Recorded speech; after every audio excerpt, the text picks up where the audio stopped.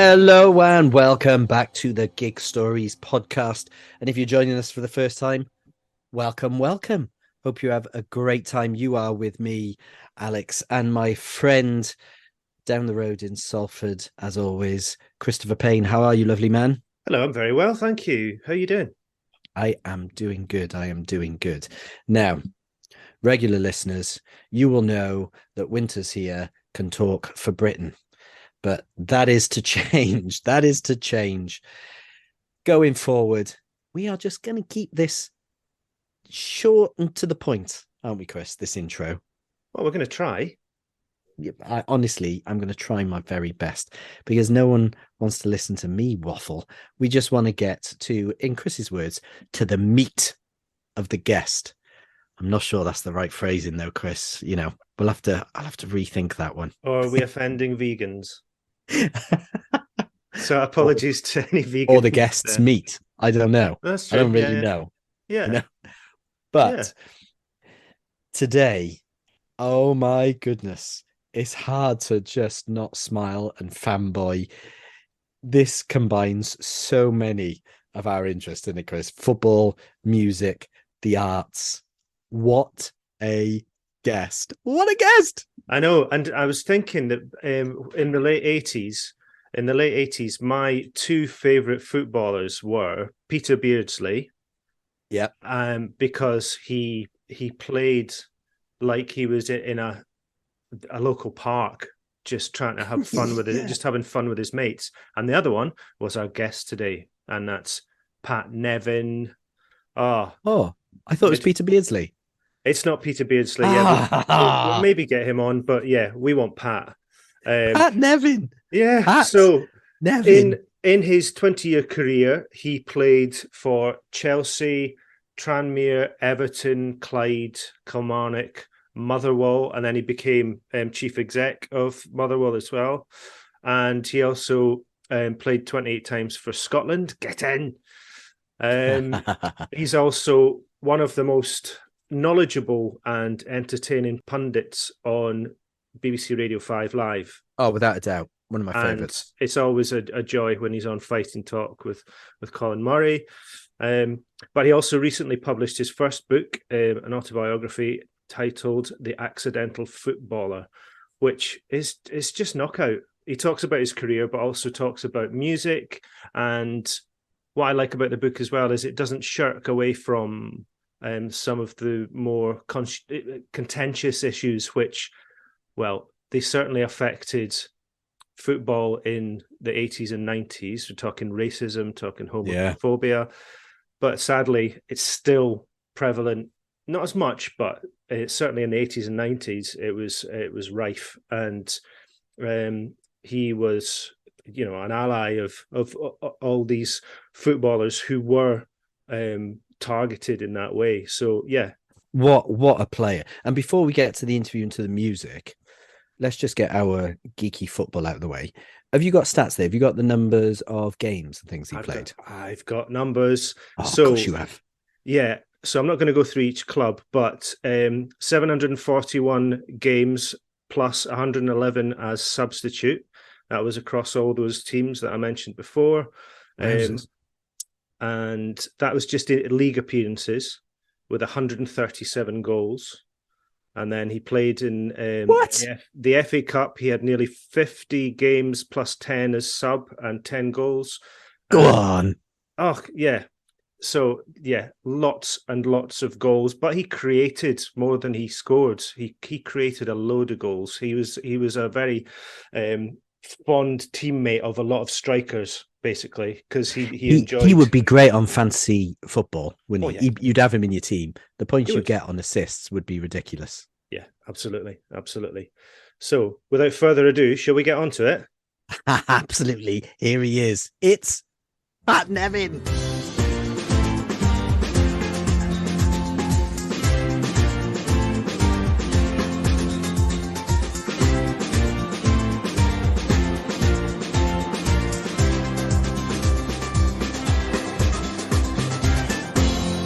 Also had Pat regularly in my Panini sticker book, so that's all that matters. And I remember that picture, Pat. I remember that picture. And I've got to. I'm trying to forget the haircuts, mate. I was just going to say, no, you had the best hair. You had the best hair because you were up against some absolute belters in the 80s. And I think, Mr. Nevin, you carried yourself very well. Good hair. Good hair. Thing is, they were trying to do mullets and things like that, right? That's right. Barry Venison pops into my head. There was a few. There was a few. Yeah. Even people I like Chrissy Waddle. Yeah. Oh, yeah. Whereas I was channeling Billy Mackenzie or David Yeah. Sylvian or Matt from the Bunnymen, or that's who I was channeling. Yes. Yes. And having, I saw Ian McCulloch recently, and he still managed to, he still got that hair and still that style. He still looks good as well.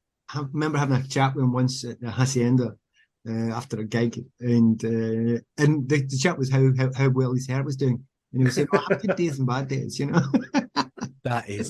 That is incredible. That is incredible. Well, one of the things I picked up on as a youngster, Pat, and as both Chris and I, really big football fans as well, was a few players that seemed to stand out, didn't seem to completely fit that mold of a footballer.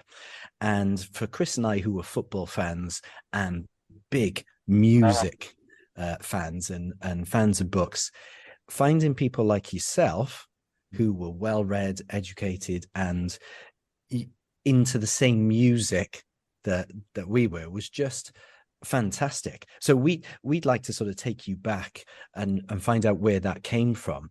And so when you were growing up, was music a big thing in your home when you grew up? It was, but mostly, my dad was a big Frank Sinatra fan and show music and stuff like that. That's fine. Actually, years later, which I didn't know, he liked a decent amount of opera as well and Neapolitan songs. And it was years before, I mean, like 40 years later, I discovered this. Actually, one of my favorite things, gig things I've ever done in my life is I managed to get my dad and my mum tickets for Frank Sinatra back in the 80s, which was astonishing. And by the way, we're not going to have enough time to do all the stories here, but I'll tell you this very quickly. When I was down in Chelsea, and I thought Frank was at the Albert Hall, he was doing a kind of stint there, and I asked everybody I knew, and eventually got tickets. And the day before it, and my mum and dad came down. It was brilliant. It's great to give something back to your parents. And the day before it, the guy said, "Oh, there's another one. Do you want one?" And I went, "Yeah, I'll come along. Yeah, I'd love to see Frank. Yeah." So I was up and at where the kind of the posh seats were, the side where the balconies were, and I was standing there at the back of one of the balconies thinking, I better go in. And somebody tapped me on the shoulder, and I'm, "What is it?" Frank taps me in the back of the shoulder, says, "Can I get by?" No way. What? Yeah, right. On you go. He walks by to go on stage. On you go, Whoa. big man. You're kidding. Excuse me, Frank. Don't you know who I am? Yeah, no, exactly. Frank, he's a wreck, would you? I'm busy. I think he was a Spurs fan, so yeah, I'm impressed with that. So sadly, this is one of my failings. If you say something that goes to a story that I've completely forgotten about for 20 years or something. But yeah, the music was there, but the real music came from my brothers and sisters. I had two older brothers and an older sister, and a younger brother and a younger sister. But the older brothers and sisters, they were into the music. You're talking early 70s here. So they bought albums, and all the classic albums that you'd have. And it was, Dark Side of the Moon, the original Simon Garfunkel's, and all the stuff that they would normally buy then. And I remember somewhat, my older brother Michael got into Genesis really early. Now, you're talking early 70s, long before punk, etc. Now, Bowie's a given, right? So it's just a given, right? Everybody loved Bowie. Yeah, exactly. So it's just a complete given. So all the Bowie albums were there as well. But it was really round about that time, listening to that sort of stuff. And I remember one specific thing that it was really odd, because I would sneak in and play albums in my brother's rooms, right? And you'd go through the album and you'd play that track and that track, what ones you like. And I seemed to like the ones that everybody else didn't bother with. That was the weird thing about it. And I don't know why, I was attracted to them. I classically remember getting the hexagonal Through the Past Darkly Greatest Hit Volume 2 by the Rolling Stones that my older brothers were playing. This is long before I was buying records. That must have been 7, 8, 9, I don't know, something like that. And with the other tracks, they're all okay, and all the bangers that you know.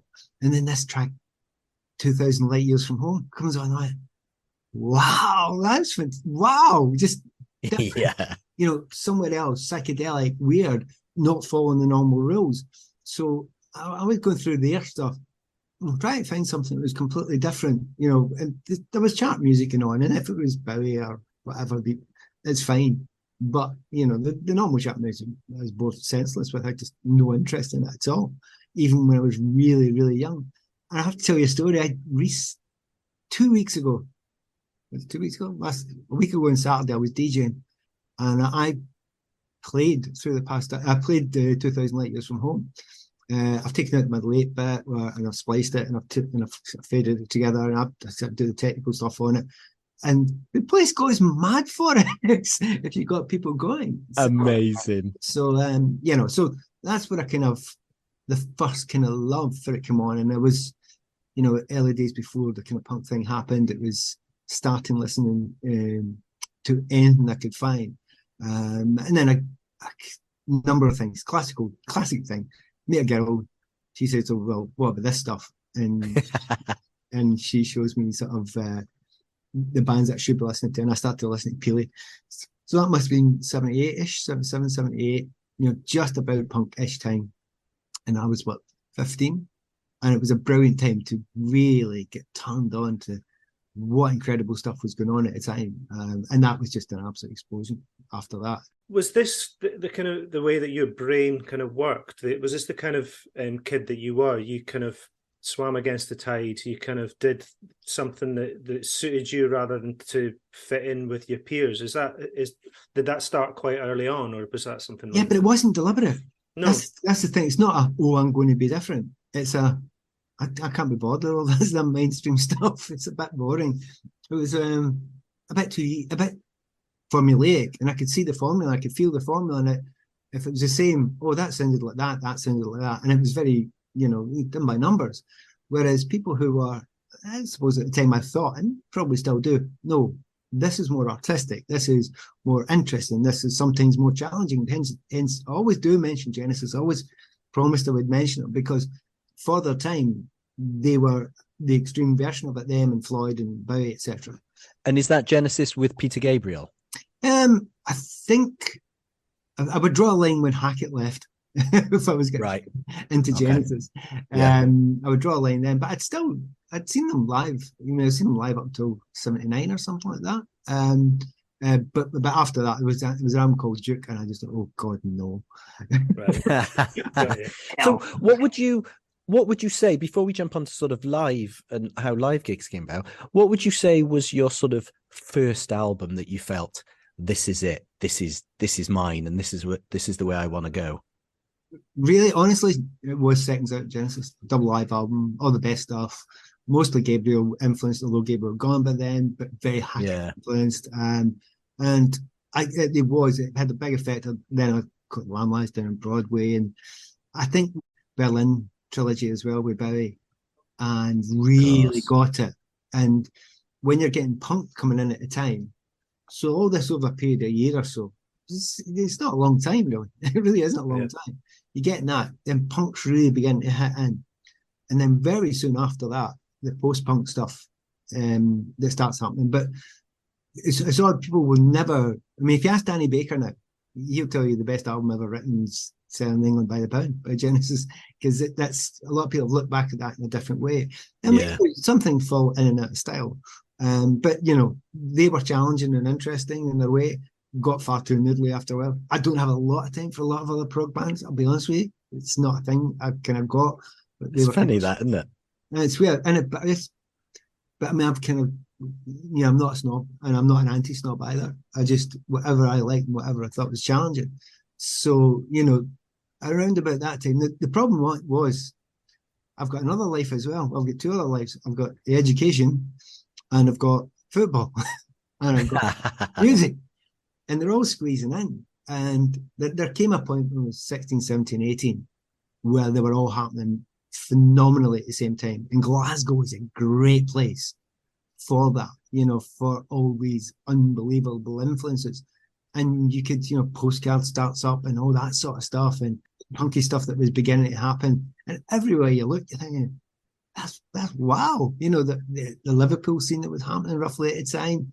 You know, so there was an explosion of really interesting stuff. And of course, Manchester as well, which really took over my head for a while. Being a big Joy Division fan as well. But that was all mixed in with all these things like, you're growing up, your mind's open. But it was an extraordinarily interesting time. And I remember Peely at the time was doing that crossover. You know, we did the Festive 50s, and like I don't know the exact way of it, but number 1 would be Anarchy, and number 2 would be, Stairway to Heaven. What? Yeah, totally different. Totally different. And it was that crossover period, and you just knew. And then by the next year, it's all gone. It's all moved. It's all a different direction, and I'm away following Peely in the direction there. So it was quite exciting times, though. Exciting times. Brilliantly so. Absolutely brilliantly so. And again, trying not to be a snob about it, because one of my mates at school was a very early proto-punk, really early, slaughtering the dogs and all that sort of stuff. But we were great mates. And he would push me out and stuff. So I started, the first Banshee singles come out. I get that.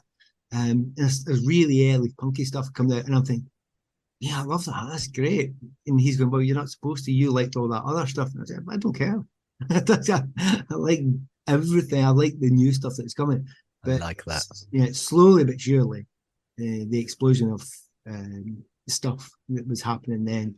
And by 79, 78, 79, that you're thinking, whoa, I just need to listen to all this new stuff because there's so much. Everything. When did you become aware that, oh my gosh, this music I love, I can go and see them live? As soon as I was allowed into central Glasgow, accompanied. But were you 18? Wwere you 18, Pat, or were you 15? Well, you didn't, the Apollo at the time, you didn't need to be 18. So you could go to gigs when you're younger than that. Right, okay. So the Apollo in Glasgow is famously an amazing venue. And I can close my eyes and remember it and smell it and see it. And the vantage points were phenomenal. If you weren't low, then you were up in the upper levels, and it was so steep, and the band were just there. You were with them, and you couldn't believe you were there. I can remember exactly where I was sitting in my first gig. I mean, exact sitting, like you sat, but where you were supposed to sit. Tell us about then. What was that very first gig? The bouncers at the time in Glasgow were famously really hard, and there ended up being battles and fights when the punks started coming out of the Apollo. But then my first gig was Thin Lizzy, and it was their Live and Dangerous tour. And it's funny that because at the time, wow, what an amazing gig, and what an amazing live album they had, which was a stunning live album. I could do without the heavy metal bits that they influenced them. I just didn't like it at the time. It never got to me. But a lot of the other stuff that they were doing was stunning. And I remember all the way back to Whiskey in the Jar. Was that 74 or something like that? But 77, first time I'd seen them. But that time, Lynette was an amazing stage presence. The musicianship was brilliant, but they had great tunes. They had brilliant songs, and they were staggeringly powerful at the time. So for that to hit you as your first gig, 2 hours worth of bang right in your face with back in those days, I don't think they had caps in the noise levels. Let's be honest about it. No, I'm sure they didn't. Was Lynette? I'm not sure that I've consciously spoken to someone who saw him live. Was he really just mesmerizing? Because people, I've heard or read about people just saying this guy you couldn't take your eyes off him. No, you couldn't. I mean, it's not an exaggeration. Every woman in there basically was falling down. And he'd stand out kind of. And every guy wanted to be him. Oh yeah, I mean completely. There was a lushness about him when lush was allowed. Yeah, we can still be lush, Pat. It's all right. We're all friends here. We can be lush. Yeah, we can, but try that in the BBC. So there was a kind of, and he had this really cod idea. Well, the one searchlight right on his guitar, which was mirrored, and he would pick people out in the audience and talk to them and have a laugh at them. Oh, he would purposely So pick them out with that he'd beam. beam the beam back on them, straight into them, and that you're right on a person's face or right beside them. There's no video cameras in. Everyone just turned out to see who it was on, and it was almost always on a beautiful girl. Yeah, because it was. That's the most rock and roll thing ever, isn't it? I know. That's so funny. I had the classic line. I have to tell you, the line sticks me to this day, which someone like me could never use. Hello, you're from Glasgow. Have you got any Irish in you? She went, no. Would you like some? It's like, that's a bit rude. And certainly wouldn't get away with that now. But that was rock and roll. It was rock and roll. You have to remember the times as well. So it was a staggering thing. And then that became unbelievably unfashionable to say that was your first gig. And now people realise, oh my God, what a hell of a first gig that was. Yeah, that's amazing. I don't go with all those fashions. I think if you like them, you like it. It's like U2. I'm unashamedly a U2 fan. There are moments of brilliance throughout their career. I can also see that, they falter, but I've seen them live a few times and they were just incredible. And all right, we can go in and out of people, but the Thin Lizzy, that is mega. And that night, do you remember that night specifically? Because I remember my first ever gig, but I also remember the first time I went to a football match, a night match with my granddad, and the lights and just how bright the green of the grass on the pitch was. And do you remember that, Thin Lizzy? Do you remember that sort of feeling of what is going to happen? Oh, this is happening. Look at this. I remember being there for like an hour before it for, the warm-up. Waiting. It might have been John Cougar Mellencamp. Mellencamp, wow. Maybe, I can't remember. Anyway, he was supporting. Yeah, you get hammered. Yeah, absolutely slaughtered by the Glasgow. Oh, I bet. But yeah, there was something phenomenally special. I remember there was a period after that I said, right, I'm going to gigs now. And I think the next one was the Pretenders' first tour. And thinking, oh, so they're all brilliant, are they? So they're all absolutely fantastic. And you're going, oh, so every band is absolutely brilliant. Every band's got a lead who's utterly incredible. And they all wear leather trousers, male or female, clearly. Yes. I suppose if all the gigs after that were incredible and without fail, there might be a through line which is you. Do you know what I mean? Choice. Yeah, so maybe it's you who is just like the whole atmosphere of a gig. I think maybe my choices were quite good early on. Well, yeah. Yeah. And Nick, I can remember not being able to go to a gig, and this is where the problem started, where I had an important football game on and I couldn't go. Mm-hmm. And I thought, oh, well, I'll catch him next time. So I didn't go to Bob Marley and the Wailers. And they never, ever come back. Oh, no. It was also one of those ones where I have no memory of what that game was. And I must have been quite young. And was it important? Yeah. Probably not. And I made a decision. It was a tough decision. I went to the football instead of playing football, instead of going to the gig, always thinking I would get to see Bob and the Wailers again. Never did. So well, but that's something that that comes through in your book as well, because throughout your career there was, there were many occasions where you had to balance the football, your career, and the music, and you went to quite extraordinary lengths sometimes, involving a lot of travel. I'm thinking, was it Cocteau Twins?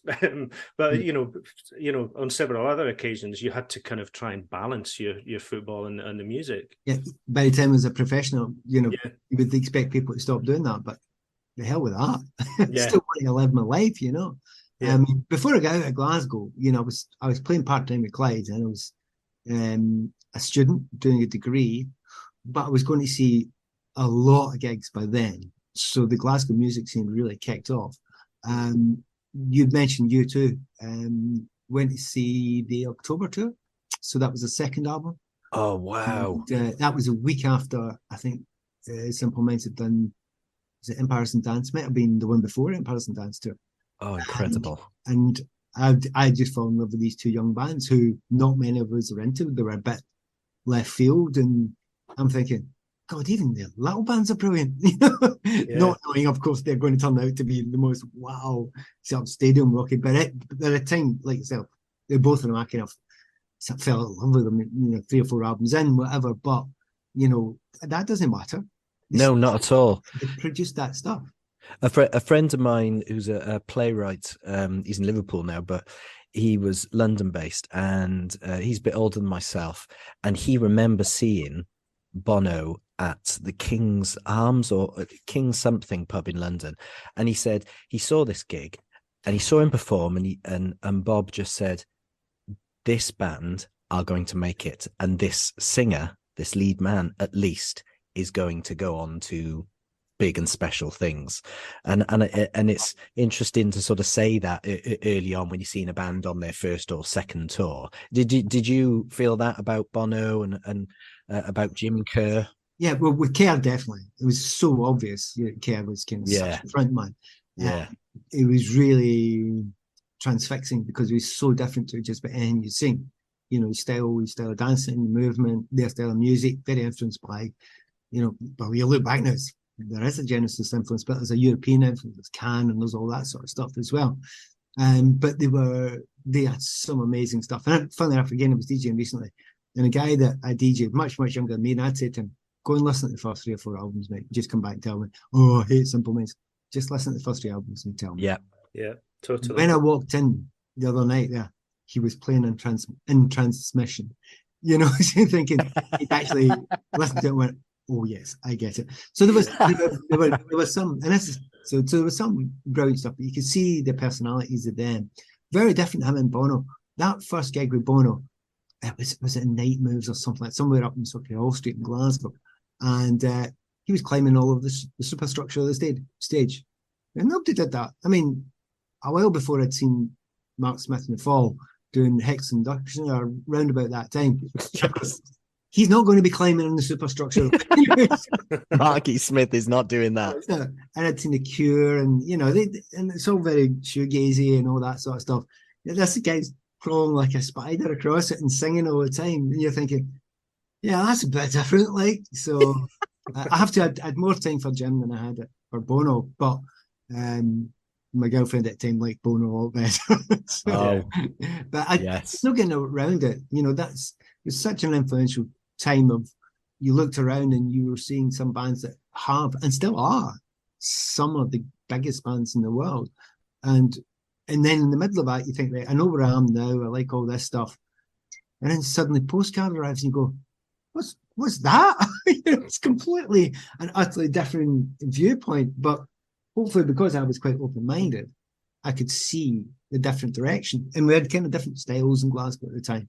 But I wasn't a kind of snob to either of them. There was a whole posh Postcard thing, and the whole kind of Nedish side that were into U2, very early Simple Minds. It was kind of style thing, but I've never been like that in any part of my life. I don't follow that kind of gang.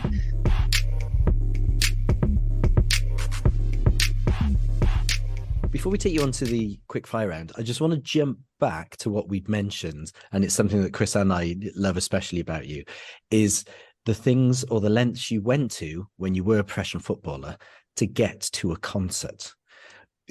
Tell us about the sort of most extreme length you ever went to get to a gig that you were like, I am not missing this. Well, funny thing with that first book, Accidental Footballer, I had to take 30,000 words out of it, and that was mostly music stories. 30,000? Yeah. So I'd written too much. And the second one's exactly the same. I had to take 30,000 out. So I write. When are we getting those 60,000, please, back? Because Chris and I want them. Yeah, they're kind of, but I kind of cut them down to the very, very best, and the ones that are kind of similar sort of things. Like, just get the best one and leave the rest of it. The publisher said once, look, you could do another version later and just add that stuff if you like. Yeah, but anyway, this stuff like, certainly, going the Cocteaus when I was at Chelsea, I'm desperate to see them, but flying out on the Tuesday after training from Heathrow, getting to Paris, getting a train down to Bourges, watching the gig, Liz mentioning me in the encore, which was really good. No. Yes, hanging about with Simon and Robin and Liz afterwards in their dressing room, because Simon was my best friend, the bass player at Cocteau Twins. Next door was Dead Can Dance, and we could hear every word they were saying. Brilliant. Ooh. Be careful in dressing rooms. But then getting back and flying in the Thursday morning at Heathrow, seeing the lads as I'm landing, beginning to run out for the warm-up, but me still getting in time for training, and nobody any the wiser that I've been in this massive journey around Europe to see the Cocteaus and back, because we had the day off on the Wednesday and I was able You're kidding. So that sort of thing. I mean, certainly there was a famous game back then, very unusual to have live football games back then, but it was a live game my first season playing for Chelsea, and we're playing Man City up at Main Road. Oh, yes, I remember that. And after the game, everybody, we won 2-0, scored, got man of the match. I'm 20 at the time. Everyone's jumping back in the coach. We're just about, we've got promotion at the top league then, because we were in the league below for that first season. And they're all doing what you would normally do. And I'm saying, bugger that, I'm going to the Hatch. I'm going to Hacienda. So after the game, I went to Hacienda.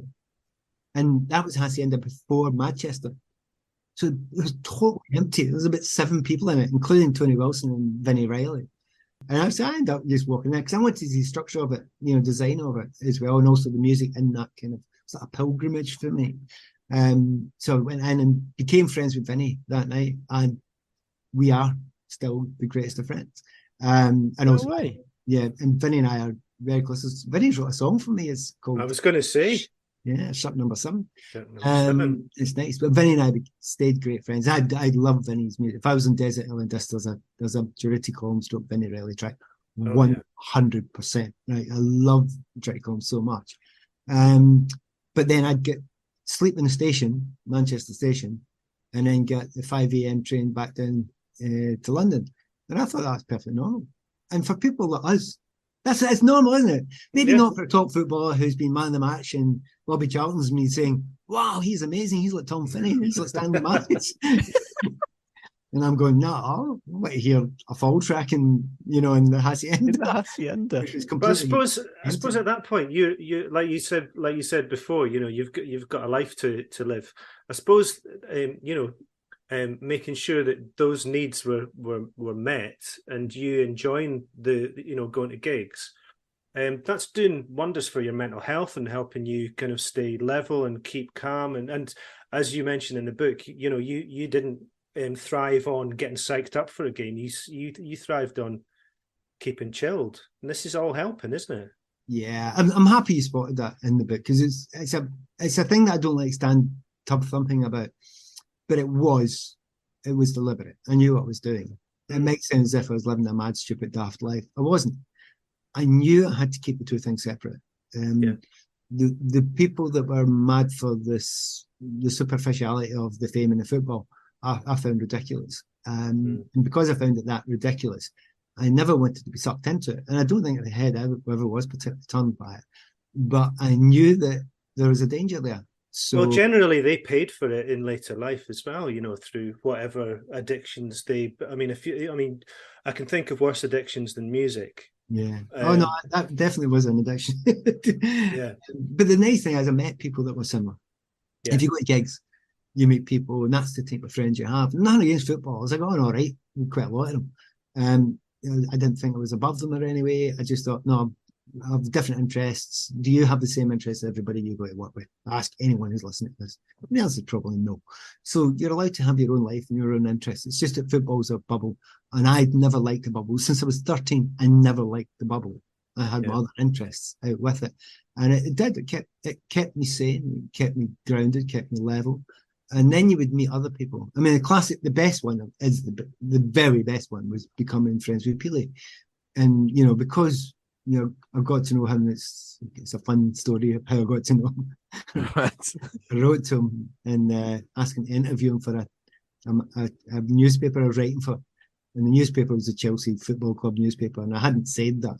Anyway, eventually, he said, I'm a bit busy. And I wrote back saying, well, my team are playing your team, Liverpool, and I'm playing that day, and I would like to interview you before the game. And he went, that's the most subtle do you know who I am you've ever heard in your life? No. And we met up, and the point about Pele was, apart from being a hero, the point about him was he was exactly the same as me.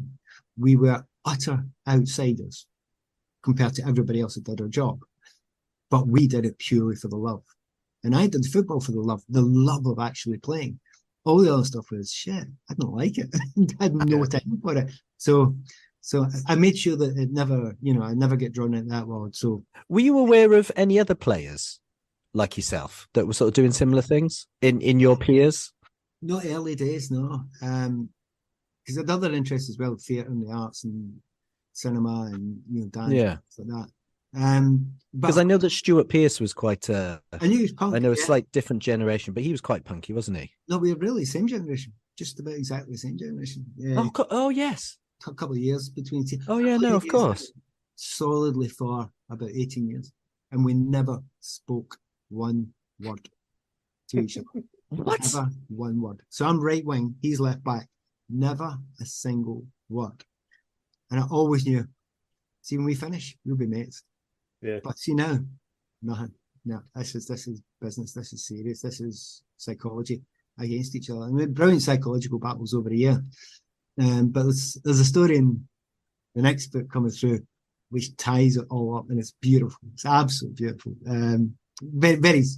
We ended up playing in this game. I'll tell you the punchline because not everyone will listen to this. I was at Motherwell at the end of my career, and we'd never really spoken at all. But we kind of knew that we'd kind of liked similar stuff. Anyway, he came into the dressing room, and I was playing for the youth team. I was like 37, playing for the youth team at Motherwell just to help the kids along and keep an eye on them, right? And he was doing the same for Newcastle. And it was at this wee ground up near Motherwell. And before the game, he came in and he walked straight into our dressing room. All the kids are like, psychos walked in, right? And he's walked in, he's booted the box of studs and they've flown everywhere. And he's picked out about 4 of the biggest studs he can get, and he's walked back out. And just as he's about to shut the door, he hears a voice in the background going, "Who's that fat arsehole? What a dick." And of course, he's closed the door and he can't come back in, like. And all the kids are knotting themselves, falling over. This is not the reaction that Stuart wants, right? Of course, the voice is me, and he hasn't realised I'm in this. So as we walk out for the game, he's standing playing centre back, and he's looking, going, "Who is the little shit? Who is it? Who is it?" And then he spots me laughing, and I started laughing as well. And we've never spoken before that. He goes, "Oi, Nevin, who's you playing?" Centre mid, Stuart. He goes, "Oh, come over and play against me. You'll get the usual fucking reception." Yes. F-A-C-K-N. I didn't swear it. And that was that moment where all that animosity of all these years, but it wasn't animosity, it was pure psychology. It was great psychology. So there was 1 or 2 people. Certainly I tried to, I'll be honest with you, in a very Emma-ish sort of way, I tried to develop the odd acolyte. When you throw a Jane Austen quote in. That's a first for our pod, actually. It is a first on our pod. It wasn't lost on me. But in the Emma stories, well, have you ever seen Clueless? The movie Clueless? That's Emma. That's the same thing. So anyway, Emma gets young acolytes and sort of builds them up and teaches them things. What is? I had 1 or 2 of them when I was at Chelsea. And particularly this guy called John Miller, and I'd take him to the South Bank, but then he left, and I had to go and get the next one, and then the next one learned very quickly. Who was that? A guy called Lasso. Yes. I'm so pleased. It was almost like a blank sheet of paper before I got hold of him. Like I'm saying, right, go and watch that, go and do that, go to the theatre, go to this, do that, and I'd take him. My girlfriend and I would take him places. And well, Graham and I are still great mates, but so I was I suppose I was looking for friends with him. I said someday. Yeah. But there was other people that through the years. I should have known that was you, because I knew, Graham Lasso was that way. So obvious, isn't it? I know. When you look at it, it was Nevin. Clearly, it was Nevin. Fingers all over that one, yeah. Reading the Guardian, the whole thing, yeah.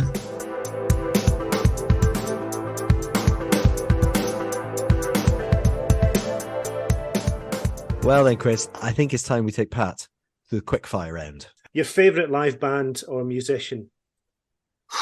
Oh, it's unbelievably hard. Yep.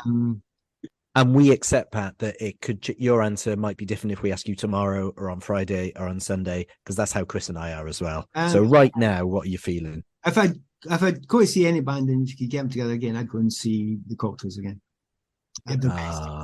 Brilliant. Yep. And I've talked about this. I went to Tea in the Park in the late 90s, and I can't remember who I said. I looked at the lineup, and I chose not to go and see Cocteau Twins, and I think I went to see Terror Vision or something. I can't remember, but it's one of my. No, Chris, no, you've never said that before. That better not be true. I think that it was better not be true. No, I think it was in the episode with Rick Witter, and I mentioned that. So that's a regret. Can I try and beat you in that one? Oh, go on. Yes, yeah, please. I love this. So I went to see a band that I really like because, those post-punk days, and I went to see the Teardrop Explodes. And they were supporting another band, and I bogged off before the other band came on. Queen. No. We all do things that are not quite. Queen wouldn't have been my kind of thing. But be serious. I never did see them. I was just going to say, did you even get to see them? No. Never. No. I'm just going to remind the listener and Chris this, Pat, because I know that you'll appreciate this. Because Chris and I, we like the chat about. It's generally the other way around. Support bands that we've missed because we just, for whatever reason, and Chris chose to stay and drink in the bar and miss this support act and then go and see the headliner. And that support act was Amy Winehouse. Oh, and look, that's the easiest thing in the world to do because 95% of the support bands, nothing ever happens. They get hammered, it's rubbish, it's just filler, and they've not got a good sound check and all that sort of stuff. But every now and again, if it's humanly possible, I go. And apart from anything else, just to give them support. So well, I've not missed one since. That was a learning experience. I became more rounded as a person after that. See, I warned you about me and Quickfire. It's rubbish. Yeah. I'm still laughing at Queen.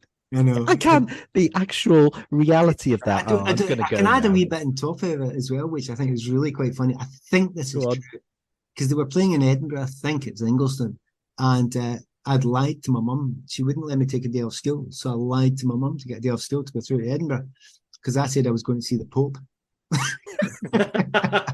And you meant the Cope. Thank you. Stop there. Amazing. Anyway, I am stealing that and using that myself. Do it. That's for book number 3. Out of interest, I've not got this one down as a quick fire one, but I'm just wondering if it's going to be the same answer that you've just given. Who's your favourite voice to hear live? Toss up between Liz Fraser and Billy McKenzie. Billy was unbelievable. Seeing the Associates, and I can remember coming out an Associates gig, and one of my friends, Paget, who was one of Peely's helpers, and Paget and I, again, still great friends, and she couldn't get in, and I was gutted, and I tried everything, I couldn't get a ticket, and I said, look, take mine, she wouldn't have it. Anyway, I met her afterwards, and we drove along the South Bank, going over the bridges, and stopped in in those days you could stop in the bridge, Battersea Bridge, yes. Park. And I was trying to explain to her he played this song, which I think it was Nothing in Something Particular. I think that was the name of the track. But he put a vocal on top of it, and I had to sing the vocal to her while she was listening to it. And it was, And I remember thinking, so Billy's voice does soar, and that night it was, and I was still high from Billy's voice after that, because his voice was otherworldly, completely otherworldly, as was Liz. Great answer. Well, the next one that was going to be the next question is your favourite venue. I'm rubbish with big venues. Don't get them. Interesting. I don't. I absolutely don't get them. I really struggle to tell you an open air big gig that I've enjoyed in my entire life. Really? Stuff like Radiohead and Pulp. I love Pulp. Pulp was one of the best gigs I've ever been to. Absolutely right at the time, just a pass it around. I'd seen it before that when they were really small, but and they're amazing. Does that include arenas as well? Yeah. So enclosed but larger. Yeah, I remember going to see Belle and Sebastian a while back, and being blown away at a smallish Glasgow gig, and then going Yeah. to see them in the big arena place in Glasgow and feeling cold at the end of it, just feeling absolutely cold. So I am going to be interested now in what you say is your favourite venue then. Of 250, i.e.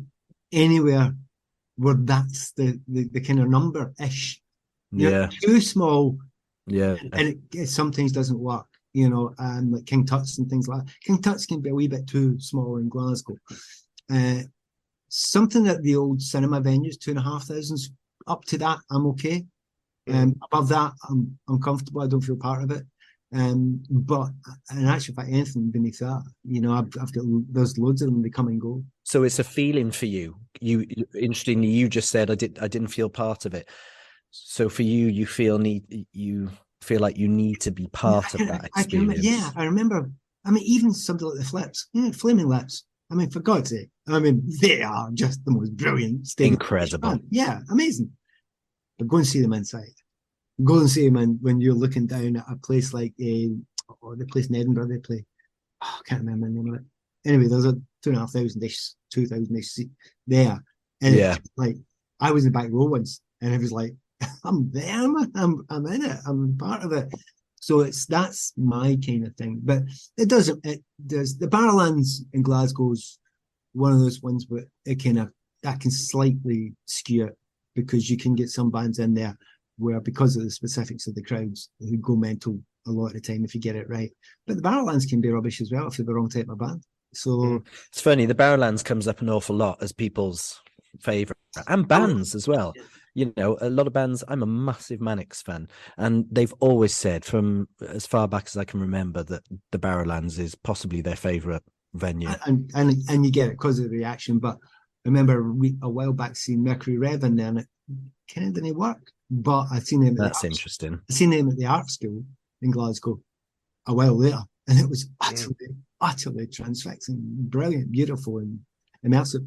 So I think that's a feeling. May I add? It's a kind of slight feeling. It's not snobbishness, it's just I don't feel part of it. So there's been a lot of my favourite bands I could have seen later on, and I've just never bothered because I've had so many negative experiences. Can I take one away from that?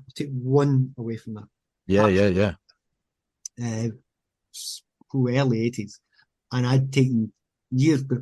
I was, both three of us supposed to take each other to see bands, and I took my mates to see some indie band that couldn't play their instruments right, and my mate took me to see Simon and Garfunkel at Wembley.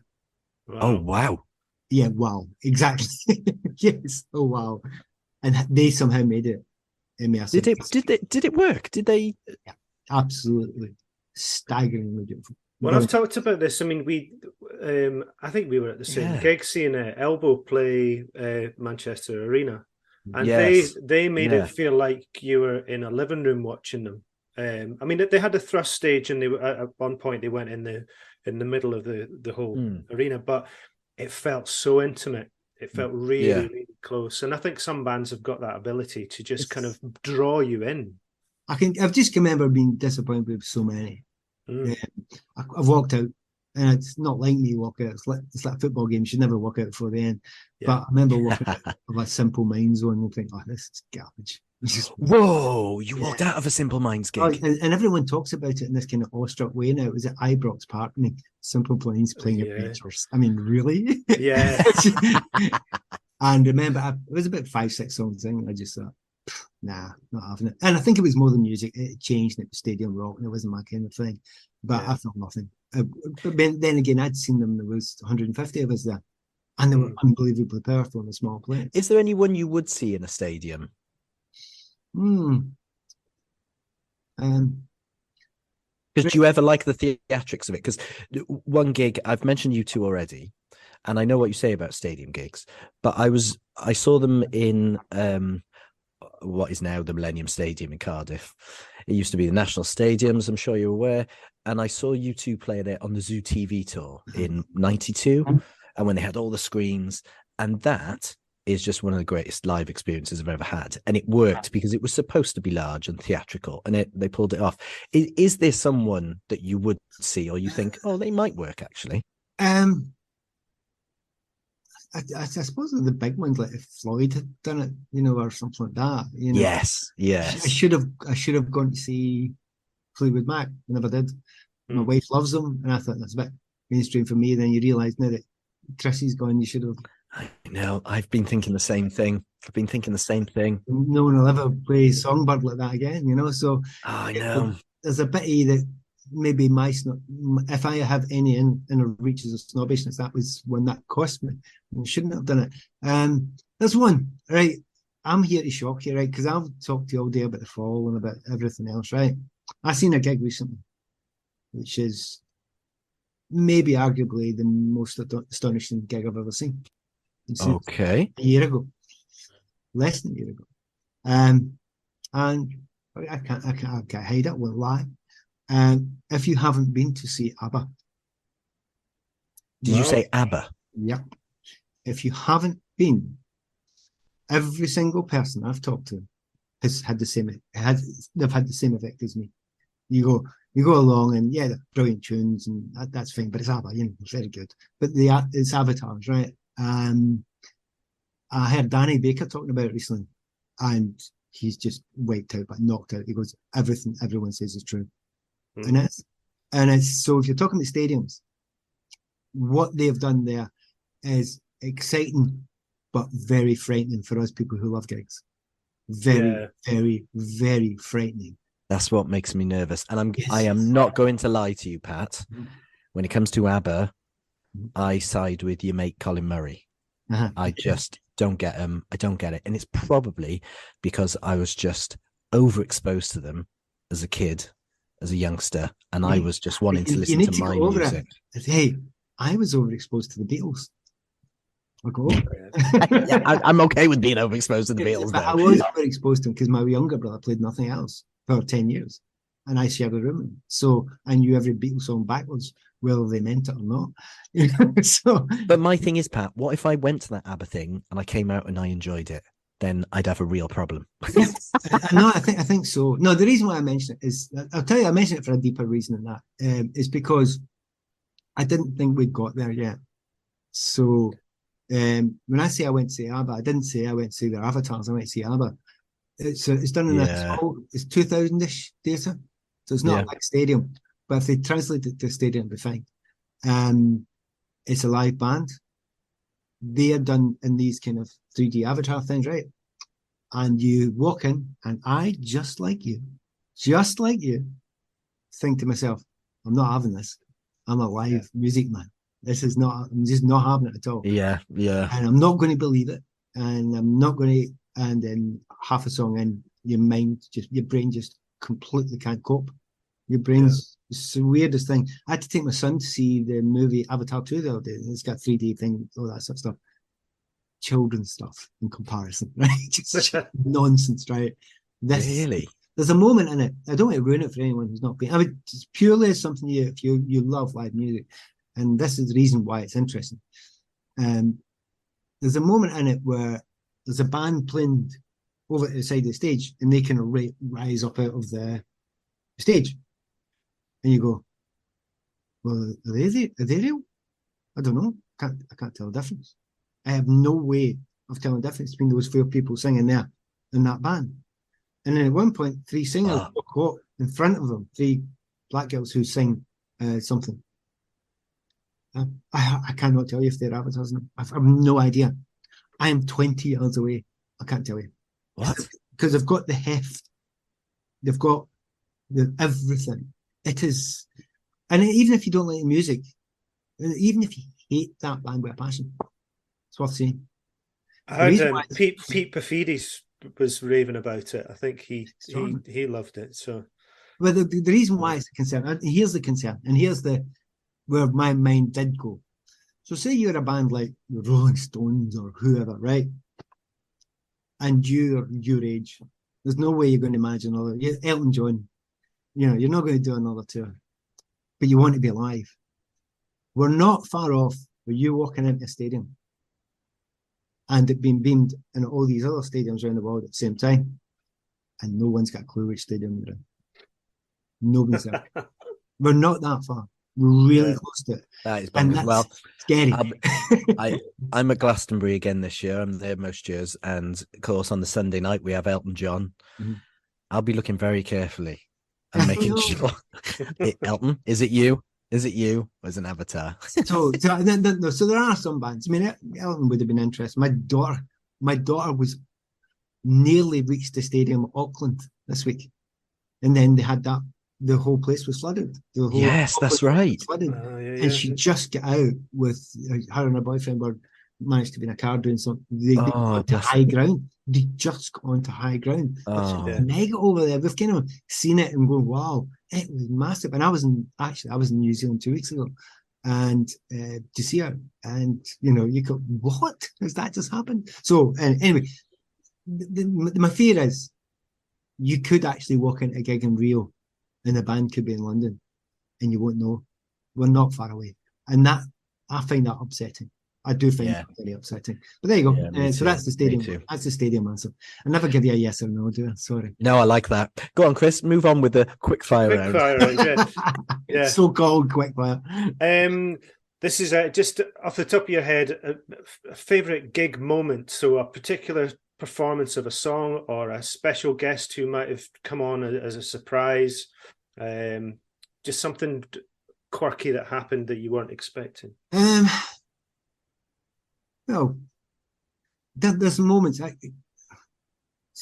People talk about what gig really means, what's really big to you, and it is sometimes moments. The whole thing can wash over, and it's beautiful. There is now and again. I've been at a couple of concerts where you go to a gig, and something happens, and at the end of it, people actually forget to applaud. I don't know if it's ever happened to you. It's happened to me twice in my life. Yeah. People just go, and the jaws are on the floor, and they just. And it did happen with a Cocteau's concert I was at, I think maybe in the LSE, something like that. Liz was singing, it was head over heels kind of time. And the end of it, everyone just went. And it was a weird thing. It may have actually happened more than once that night. I can remember being at a Durutti Column gig where I was crying. Yeah. It was so beautiful that I went blubbering. There was just tears coming down my face. It was so staggering, but January was perfect. Yeah. But the most recent one, again, I'm talking about similar bands here, but lots of different bands. Maybe the fact that I thought, well, that was young me, I'm Mr. Cynical now. Same thing happened a couple of years ago. And it was particularly pertinent because Obscura were playing St. Luke's, which is just beside Barrowlands. I don't know if you know it, St. Luke's. It's right beside Barrowlands. And they hadn't played since we lost Kerry Lander. She died a few years ago. Yeah. And I knew and was great friends with Kerry and Tracy Ann, but I had a running joke with Kerry that I would stand 3 people back directly in row in line with her, kind of organ, a piano, whatever, and try and catch her eye and make her laugh. Sometimes if you ever see a picture and she's laughing, it's me winding her up, right? So brilliant. And it's beautiful. And then, of course, the pain of losing the band must have been horrendous. And anyway, they played a couple of gigs up at St. Luke's, kind of comeback gigs. And the first one was really good. My wife came and my son came actually as well. Loved it. But I went the next night and they played a song that they hadn't played for a long time called Books Written for Girls. And her singing that night at that song, and everybody knew who it was for. And everyone knew who she was thinking about. And honestly, everyone just stopped. No one could move. It was so I know a lot of people can be emotional and cry or with tears or welled up for a variety of reasons. But the fact that, oh my God, I can still feel that way, at my age. And it was the most staggering. And I remember thinking, I'm going to get a recording of that, so I've always got it. And you're thinking, don't. Yeah. Just remember. Right. Yeah, I get that. So, I get that. So there's that's those moments. There's a moment I remember Barney from New Order realising he could sing. At one point, singing Temptation, and then sing, "Oh, You've Got Blue Eyes." and singing it. And I went, well, yeah, you can sing. So there's moments, and I love moments that just punch you between the eyes and go, wow. And you know what, I think you've expressed probably better than anyone we've had on here why live music is so wonderful, because you have all those emotions, and none of those emotions are wrong either. Elation, sadness, and I think we've all had those, and that's why live music is so powerful. You know, even more so than listening to that artist on record. So no, I love that. Next question. Opposite to that, what's the worst gig you've ever been to? I've walked out of gigs, so I've just thought, no, it's not for me. You Because know, it was so bad. No, it's just because it wasn't for me. Right. Okay. I walked out of that Simple Minds thing. Just wasn't for me. It's rock. It's just too obvious, and it's too sing along. They've got a track called Waterfront that everybody loves, and I'm looking at it going, yeah, really? After the interesting, amazing stuff that you've done before that. I mean, I know Jim a bit, and you know, he knows a lot of people feel that way, who love their original music, and that's so common for bands. I can remember I went there, a mate of mine called Tam Coyle, and he's a DJ in Glasgow, and he's a great lad, the oldest swinger in town. Makes me look young for a DJ. He's top man, great history in Glasgow, and there's lots of bands that he's helped, and we met up a couple of years ago to see a return gig by the Mary Chain. And I mean, I'd been to see Mary Chain when we used to play 20 minutes to the back, down at the ICA with the back to no tunes, just noise. But also seen them as they really progressed into it. And I wanted to see them this time. And 3 songs in, I looked at him, and he looked at me, and we went, "Pub." And I went, "Yeah." Oh dear. And it's not that we're bad. It's just they're not aiming at this at us anymore. You need the money, mate. I get it. Do it. Enjoy it. There's people there loving it down the front. But you've taken all the kind of feedback out. It's slick. The reason why it was good was not that. Or the reason why it's not. Can I change that? Not the reason why it was good. The reason why I liked it was not. Yes. Yeah. Yes. And I get that. That's the difference. So there's been lots of other bands where I've just thought, I like owning up to things. Went to see The Fall, first time ever, Hex Induction Hour tour. Thought it was really rotten. Hated it. Yeah. I wasn't ready for it. I wasn't ready for it. Surely everyone's had a bad Fall gig. Yeah. Haven't we? Haven't we all had a bad Fall gig? Oh no, there's been plenty of them. I've had plenty of other bad Fall gigs, but that time the fault was mine because I didn't understand.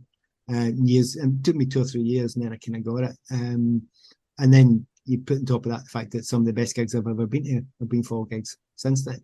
So bad ones. I'll be honest with you, there's been dozens and dozens and dozens. I mean, a lot of gigs I've went to, which I just thought, I don't really like music. Don't really like the kind of, what they're going, direction they're going, the derivative stuff that they're doing. There's lots of bands like that, and a wee bit bored with it, but as long as there's a bit of passion and they care and they mean it. The ones that don't seem to mean it, but they're following a formula, then I've probably gone quite quickly. I'm probably off quite quickly. And whether I know who's real and who's not, who knows? But I know when I feel it, and I just think, it's not for me. Next one is surprising support. So you've got to see a band. You've got there early enough to see the support band, and they were unexpectedly good, or just completely incongruous to the headliner.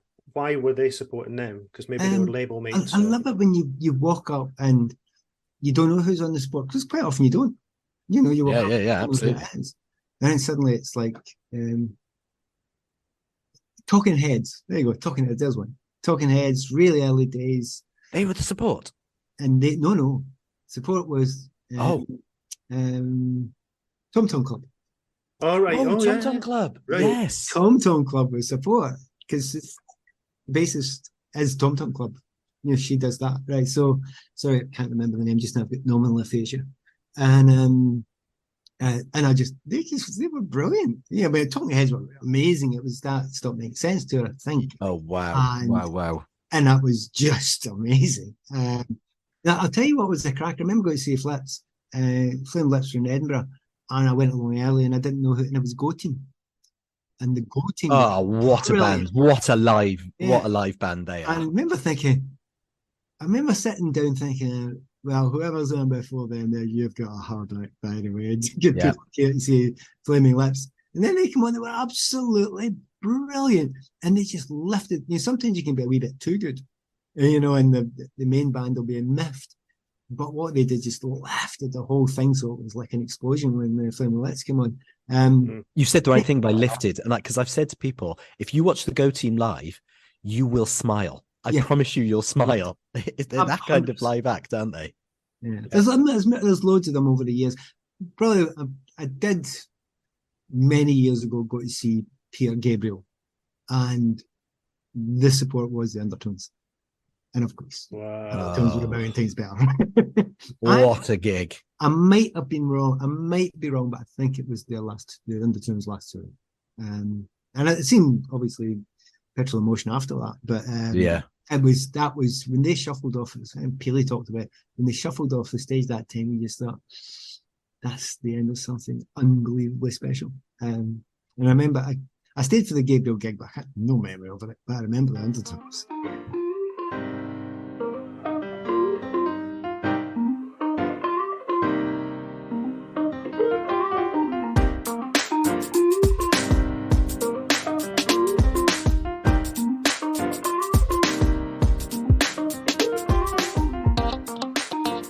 Yeah, we're going to let you program your own mini festival.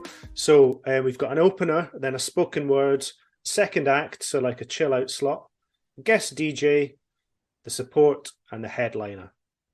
I genuinely can't wait to hear this. So who's opening the day? Yeah, okay, I'm going big. I will actually bring Spook School. It's a band called Spook School. Not a lot of people know them.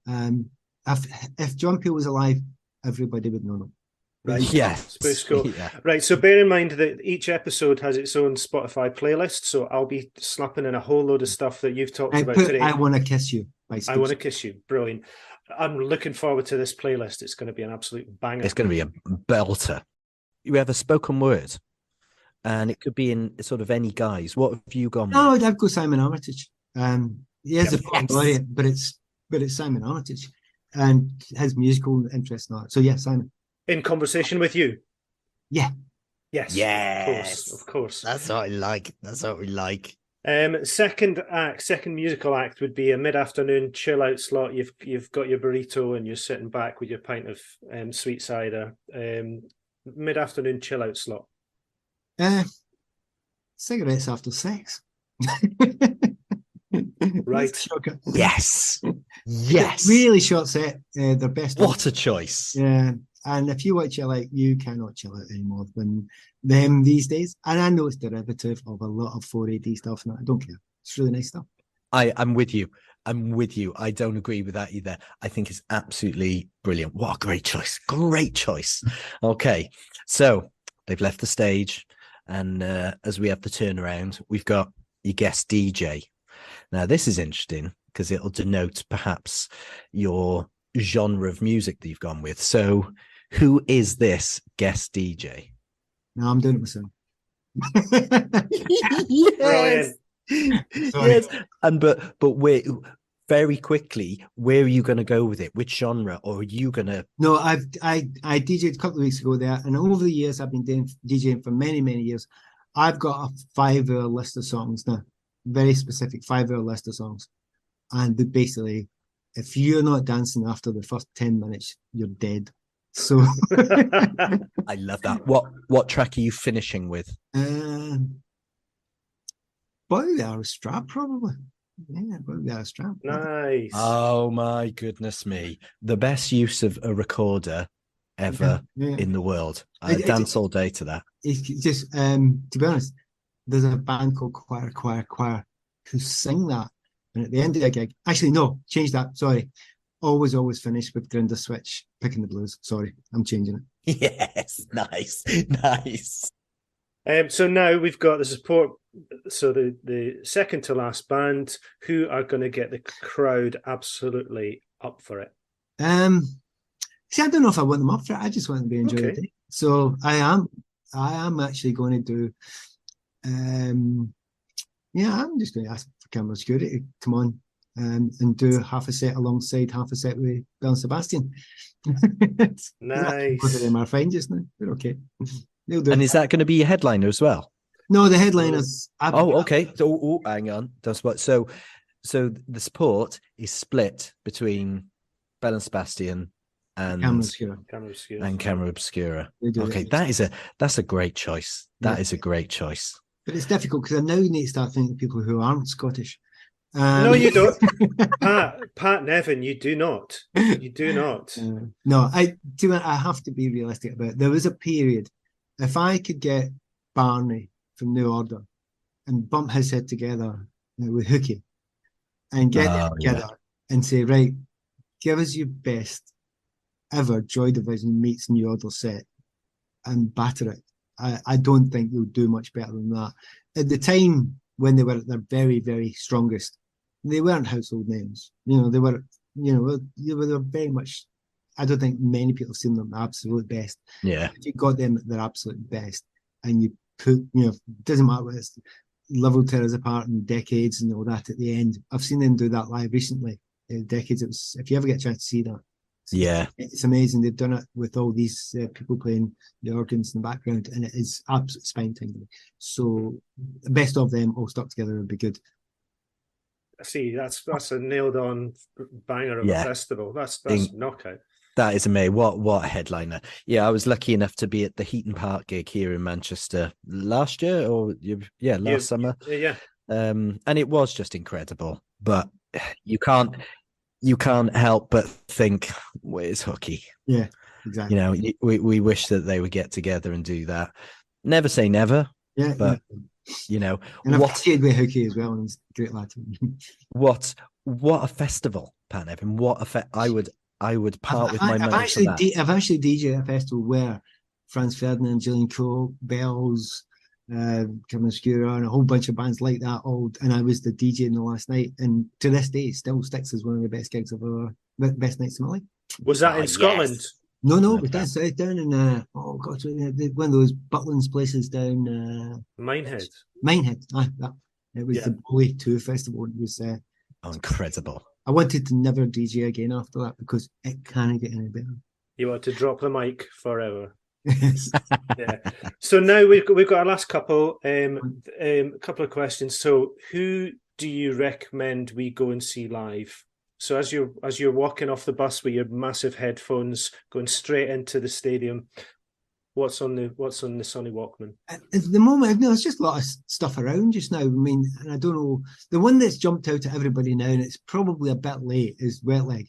So, I mean, I really like Wet Leg, and they seem to have put together a lot of bands I like Chorus Girl, Goat Girl, The Wife's New Dad, a lot of bands of the moment. They kind of get the best of Always and the best of them all and tied it up in a nice little bow. Mm-hmm. They have been fantastic. They obviously everyone's been singing their praises, haven't they? But I think it's worthy as well. I've seen them a couple of times in the past 2 years, and they really are good, aren't they? It's one of those ones where you're supposed to now get fed up with them quite quickly because, when we were listening to them a wee while ago, they were your band, they were my band. I'd talk about them all the time, and then everybody knows them now, and you're supposed to say, "Oh well, no, I'm with them." I think that period of time where you've got your own band that you know because you read about them in The Enemy and then you went to see them for that period of time that you've got them all to yourself, it's got a lot shorter now, I think. And well, yes and no. Go on. School has been 8 years and nobody still knows about it. Oh, well, yeah, I suppose. But I mean, the bands that become big, for example, the bands that become big. They're there. It kind of doesn't matter really in the end. But certainly those. But I've had a bit of a difficulty. I've had 4.5 years where I've been really writing. I mean, I've been writing a lot, and it's taken up all my time and and of course with 2 years of that was lockdown anyway. So I've had a kind of difficult time going to see bands. So do you listen to music when you're writing? Can't do it. Can't. I'll just start listening to music. And where are you based, Pat? Geographically? Scottish borders. Chris knows the place well. Very, very close to where Chris comes from. He's about 15 minutes away from my mum and dad. So you're generally your choice of venue is you're going to Edinburgh, Glasgow, sometimes Newcastle. right. Okay. Or London. I work in London, so I live in Scotland, but I work in London. Yes, right. And I'm not working in London. If there's a gig and I can fit it in. And I mean, a wee while back when Cigarettes After Sex played, I got to see them while I was doing a game that afternoon. The next day, I got to see them that night. So, I try and, if at all, and if there's not a gig on, I go and see it. I go down to the Curs and see something in the movies. So, well, you let us know when you're commentating here in Manchester, and I'll check the gig guys. Now, the one thing I will say is going back to venue, the Albert Hall in Manchester is the most incredible venue. And if you've not been there yet, Pat, it's an old Methodist hall, and the acoustics, whether you're watching Orbital or The Charlatans or Little Sims, it is unbelievable. So next time you're in Manchester, I'll take you to the Albert Hall. It's the highest fantastic. photo. It's the highest photo pit I've ever been in. So you're there photographing, Yes. and you're like that. It's about 7 foot high. It's incredible. We're at the last question, and our last question is always a recommendation of a live performance, and it could be a live album, or it could just be a live video or clip, something that is a go-to regularly. And I, like every other question, it changes all the time. Of course. That's what we'd expect. I was recently in Qatar doing the World Cup, and the time that I had off where I wasn't writing or doing games, I just dived into YouTube and found stuff that I didn't know. Perfect. So my recommendation actually would be, see some of your favourite tracks. See if you get a chance, put the track name in and the band name in, but have a look who else has done it. You'll be amazed how many people are doing unusual versions of stuff that you love. Most of them are garbage, right? They're rubbish. Okay. But every now and again, you have, like I mentioned about Boy the Arab Strap, that band Choir done a version of it. I don't know which one I like better, the choir version or Boy the Arab Strap by the Bells. So I tend to go through these things now and again. That you hit with something that's now. I'll underline this. See anybody sitting there with a guitar and is going along playing like 40 billion other people are, just blank it and move on, okay? Unless it's Roddy Frame, just blank it. Right. Yes, unless it's Roddy. Happy birthday, Roddy. Yeah, happy birthday, Roddy. Oh, yeah. His annual tweet today. Yeah, exactly, his annual tweet. Exactly. And his album Surf, by the way. God, that would have been a temptation for a cool thing to do in the afternoon. Oh, amazing. It's just the most amazing album. But it's worth doing now and again. And I found myself in this weird thing. I don't know why I put it in. I put in a Pink Floyd song, Wish You Were Here, right? So fine song, nice, okay. And a billion people have done it. But there was this guy who I think was a Hasidic Jew doing it in Jerusalem on a warm evening night with an electric guitar. What? Staggering. But none of that makes any sense, right? None of it does, right? And then you see it and you go, wow. And it is beautiful and it's haunting and the echo and everything. So and that's just the most recent thing. Like the live versions of Cigarettes After Sex stuff. Is it KEPX do a lot of live session stuff? Yeah. So Yes. Yeah. They've got a lot of decent stuff, but I'm going around thinking, right, I know a lot of stuff, a lot of bands. Just follow that. It's not necessarily live. Most of them are live, the best ones, but it's worth going. You see a lot of rubbish, but you also find a lot of good stuff, and you can filter the rubbish quite quickly. Well, your episode page on the website is going to have a load of the videos that you've talked about, plus the playlist, plus the episodes. So I can't wait to put this together. It's going to be magic. Great recommendations. And we're now, because of Pat, we're going to lose hours and hours of our life on YouTube listening to cover versions. Pan Nevin, what an absolute pleasure to have you on the Gig Stories podcast. It's just been fantastic. We could speak to you for ever and ever and ever. So we appreciate you taking time. You're a hero to us, and this has been so exciting. So for me and Chris, thank you, Pat. Thanks, and mate. thanks anyone who listens as well. Cheers. And if we did it again, we would do completely different stuff. Excellent.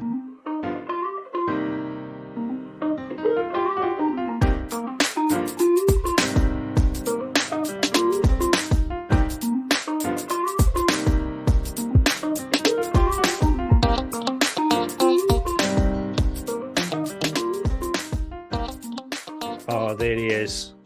What a man. Oh my gosh. You know, I say the same thing every time.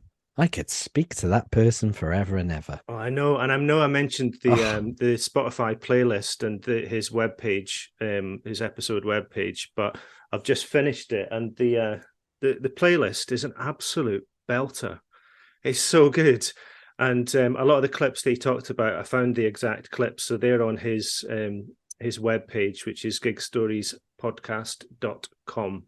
And just go through all the episodes. And we've got one of them for every one of our 41. This is the 41st episode. That's craziness. And what I loved about it, obviously, he's a hero to both of us. And, you know, I feel so lucky to have chatted with him, a hero. But what was nicer than anything was to feel and hear the excitement of him as a fan. He's not a musician. He's not in a band. He hasn't. And his passion. So it's like us. I like that when we have that on Gig Stories podcast. I love speaking to musicians, and you know, that's just amazing hearing their version. But it's so nice to hear someone this side of the gig barrier, and hear about how live music affects and affected Pat. You know. Again, it relates to what you and I have said over the episodes about it being an uplifting experience. It can change you, you know, spiritual, whatever word you want to use. And also hearing the lengths that he went to get to various gigs. Just, what a man, and what taste. And he has been, I just want to back this up because I hear him so often on radio and things. He's been going on about Wet Leg since the very, very beginning. You know, it's where I heard Wet Leg from Pat Nevin and Pete Fides, you know, before I heard about them anywhere else. He knows his new music, and that's what I love. He still has that thirst for new music, which is just amazing. Well, his playlist has Cocteau Twins in there, Camera Obscura. I didn't put any ABBA in there. That one I'm still trying to get. I need to process my head. Yeah, I've genuinely thought about that. I've genuinely thought over and over. And I mean, that could be one heck of an episode in itself, you and I going to the ABBA experience, because it is not what either of us would choose. No, and he painted quite an apocalyptic picture of the future, didn't he? It's like, well, that sounds a bit Terminator 2. Do you know what I mean? I'm now wondering if Elton John himself is going to be at Glastonbury. You know, as I said, I'm thinking, is it going to be a hologram? Is Madonna really doing this tour, or is she doing it from a stage in America? Yeah, a green screen in Media City. Yes.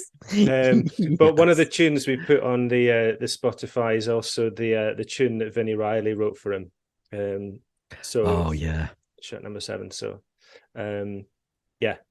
it's a belter. So check it out. We've got loads of videos on there. Found the picture of the men in Jerusalem singing Pink Floyd's "Wish You Were Here," and just amazing things. Bit of Genesis, bit of Thin Lizzy, some Durutti column, The Fall, the Choir, the Spook School, and also there's a couple of there's an interview from 1989 with Pat, and he just looks like he's dressed a little bit like. Do you remember Tucker Jenkins from Grange Hill? From Grange Hill, yeah, he's dressed a little bit like Tuck in his black leather jacket.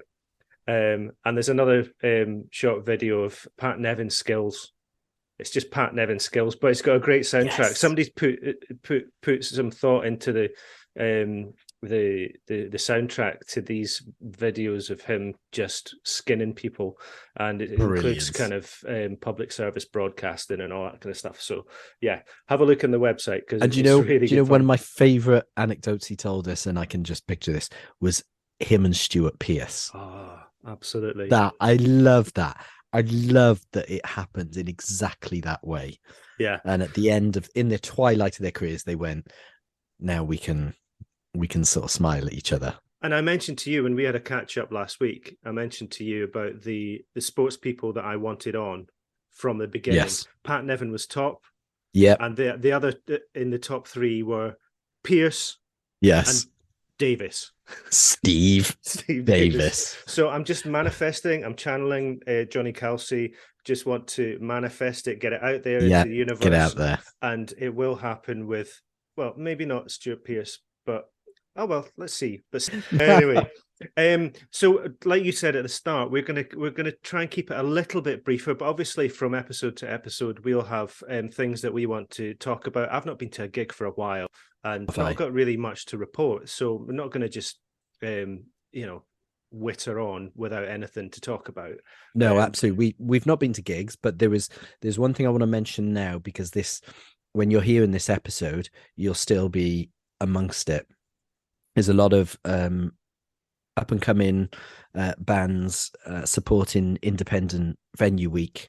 Yep. And I know that it spans over a week, which sounds daft. I know. I think it's slightly a bit longer. So check out your local listings, especially if you're in bigger cities. You're lucky enough to be in bigger cities.